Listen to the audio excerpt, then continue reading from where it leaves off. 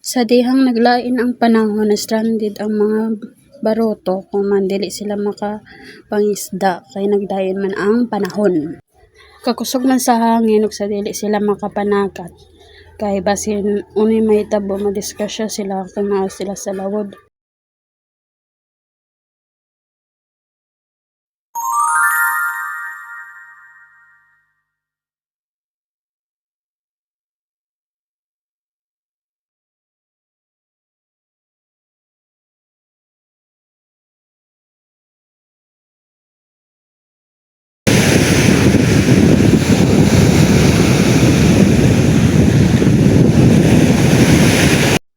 Maunay kasi siya kakusog ang mga bayod na dili gyud dapat kita mo adto din magmuha isda kay naglain man ang panahon tapos mobanday ni sa ato mga baruto maguba gyud ang baruto no.